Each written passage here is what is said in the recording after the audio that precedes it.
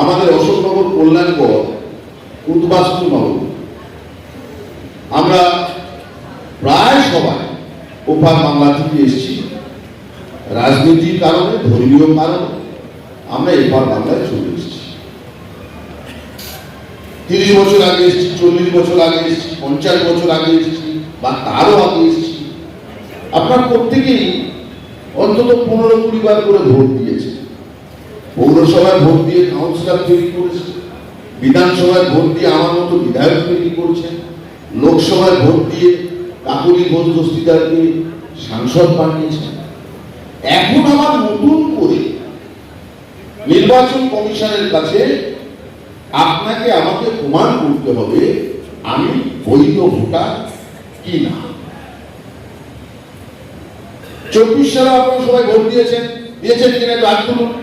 2024 সালে, আচ্ছা 2024 সালে আমাদেরই ভোটে ভারতবর্ষের প্রধানমন্ত্রী হয়েছিলেন মাননীয় Narendra Damodar Das Modi.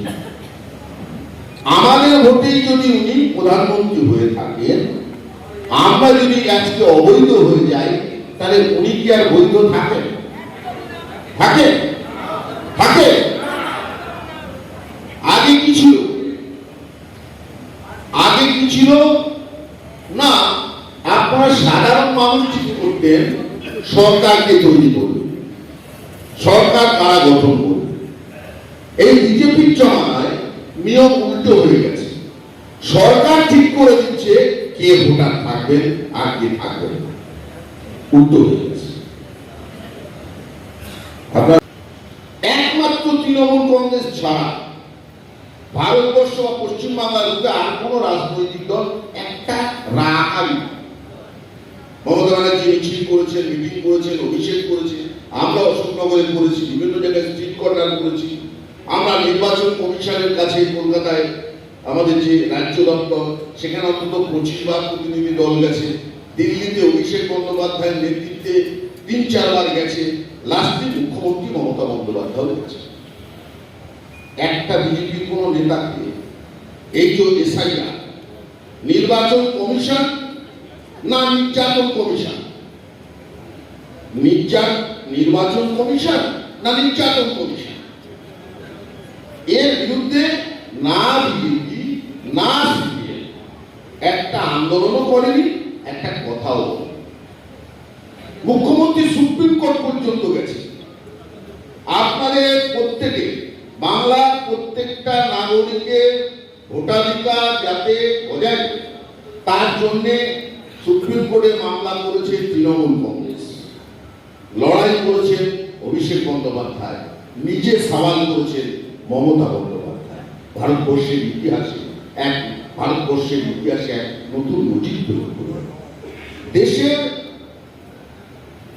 Existing chief minister, বর্তমান মুখ্যমন্ত্রী হিসেবে কোন আদালতে দাঁড়িয়ে সওয়াল করার রেকর্ড আজ পর্যন্ত ভারতবর্ষের রাজনীতিতে নেই। সেই রেকর্ড নতুন করে তৈরি করেছেন আমার আপনার ঘরের মেয়ে মমতা বন্দ্যোপাধ্যায়। তিনি সুপ্রিম কোর্টের প্রধান বিচারপতির সামনে দাঁড়িয়ে বলছেন, মাই লর্ড, আমি বাংলার মুখ্যমন্ত্রী হিসেবে আসি। মাই লর্ড, আমি সর্বভারতীয় তৃণমূল কংগ্রেসের চেয়ারপারসন হিসেবে আসিনি। আমি বাংলার 10.5 কোটি মানুষের ভোটাধিকার রক্ষা করবার জন্য বাংলার প্রতিনিধি হিসেবে আজকে এই সভায় সকলের কথা বলছে যে কোন বৈধ নাগরিকের ভোটার কাটা যাবে না। লক্ষ্য করুন, মমতা ব্যানার্জি কিন্তু একবারও তৃণমূলের কথা বলেন যে শুধু তৃণমূলের ভোট কাটা যাবে না, অন্যদের কেটে দিন বলেন। তিনি এতটাই উদার, এতটাই মহান, যারা অশোকনগরে সিপিএম করে, যারা বিজেপি করে বা যারা অতৃণমূল, তাদের ভোটাধিকারও যাতে রক্ষা থাকে, রক্ষা পায়, তার জন্য মমতা বন্দ্যোপাধ্যায় সওয়াল করেছেন, তৃণমূল কংগ্রেস তার লড়াইটা লড়ছে। তার থেকে বড় কথা, রবীন্দ্রনাথ ঠাকুরের নাম কে না জানে? পৃথিবীর বিভিন্ন দেশের মানুষ ভারতবর্ষকে রবীন্দ্রনাথ ঠাকুরের দেশ বলে জানে। আমাদের দেশের স্বরাষ্ট্রমন্ত্রী মাননীয় অমিত শাহ সল্টলেকে বললেন রবীন্দ্রনাথ সান্যাল। এই লজ্জা রাখবো কোথায়?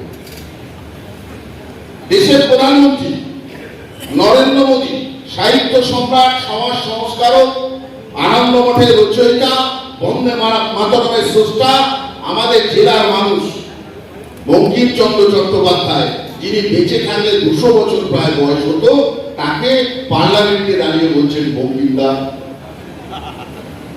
চট্টগ্রাম হত্যাকাণ্ড লুণ্ঠনের নায়ক বিপ্লবী মাস্টারদা সূর্য সেন, তার নাম কি? সূর্য সেন। ভারতবর্ষের মানুষ তাকে উপাধি দিয়েছিল মাস্টারদা। তাকে বলছে মাস্টার। এই যেন বঙ্কিমদার মাস্টারের সঙ্গে চায়ের দোকানে এক টেবিলে চা। বাংলাকে ছোট, কারণ বাংলাকে ইচ্ছা করা, বাংলাকে ছোট করা, বাংলার মনীষীদের ছোট করা, এই এসআইআর নির্যাতন বাংলাকে ছোট করা, উল্টো দিকে মমতা বন্দ্যোপাধ্যায়ের উন্নয়ন, এটাকে মাথায় রেখে আগামী দিন এই বাংলার চাবি কোন গুজরাটির হাতে নয়। বাংলার চাবি আমরা এখানে দিয়েছি 15 বছর, সেই জিনিসের হরিশ চ্যাটার্জি, মমতা বন্দ্যোপাধ্যায়ের কাছেই আমরা জমা রাখবো। জয় হিন্দ, বন্দে মাতরম। তৃণমূল কংগ্রেস জিন্দাবাদ, মমতা ব্যানার্জি জিন্দাবাদ, অভিষেক বন্দ্যোপাধ্যায়।